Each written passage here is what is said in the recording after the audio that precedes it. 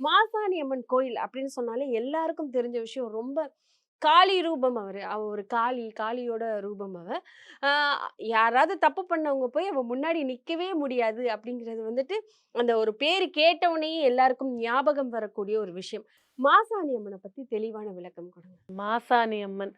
சொல்லும்போதே வந்து பார்த்தீங்கன்னா, உடம்புல வந்து கூஸ் பம்ப்ஸ் அவ்ளோ ஏறும். வேர்க்குது. அப்படி ஒரு சக்தி வாய்ந்த ஒரு அம்பாள். அந்த காட்டையே காக்கக்கூடிய ஒரு தெய்வம். எவ்ளோ அம்பாள்கள் பார்த்துருக்கோம். எவ்ளோ உக்கிரமான அம்பாள் பார்த்துருக்கோம். வக்ரகாளி பார்த்துருக்கோம் எல்லாம். ஆனா, சயன கோலத்துல, படுத்த கோலத்துல உட்காரக்கூடிய இருக்கக்கூடிய ஒரு அம்பாள்னா மாசாணி அம்மன். ம். அதாவது நியாயமான கோரிக்கைன்னு போய் நின்னு ஒண்ணும் விளக்கு கூட ஏத்த வேணாம். நின்னுட்டாலே போதும். அந்த மண்ண மிதிச்சுட்டாலே போதும். அந்த கோரிக்கை உடனே நிறைவேறிரும். அவ்ளோ சக்தி வாய்ந்தது அது.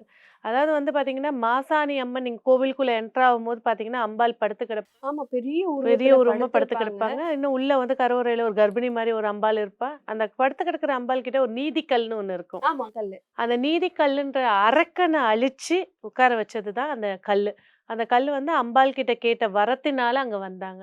ஸோ இந்த மாசாணி அம்மன் அப்படின்னு பேசும்போதே வந்து பார்த்தீங்கன்னாக்கா, ஒரு பல காலத்துக்கு முன்னாடி, பல நூற்றாண்டுகளுக்கு முன்னாடி நலன் சொல்லக்கூடிய ஒரு அரசர் வந்து அரச ஆண்டு வந்தாரு. அதாவது யானைமலை அப்படின்னு சொல்லக்கூடிய அந்த பகுதிய வந்து அவர் ஆண்டு வந்தாரு.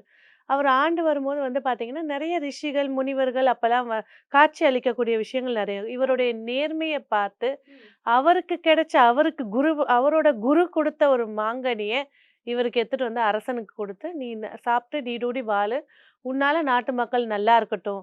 அப்படின்னு சொல்லி குடுத்துட்டு ஆனா அவர் சொல்லும்போதே சொல்லிறாரு, "சாப்பிட்டுட்டு இந்த கொட்டைய வந்து நீ ஆத்துல போட்டுறணும்." ம். அந்த ஆறு கூட அங்க ஓடிட்டு இருக்கும். அருவி ஆறுன்னு ஆமா, சொல்லிட்டு ஆமா. கோவில் பக்கத்திலேயே இருக்கும். ம். இவர் என்ன செய்றாரு, சாப்பிட்டதுக்கு அப்புறமா அந்த கொட்டைய நட்டு வச்சுர்றாரு. நட்டு வச்சுட்டு அங்க மாமரம் இன்னமும் அந்த கோவிலோட எல்லை காவல் மரம்னு சொல்லி அது இருக்கும்.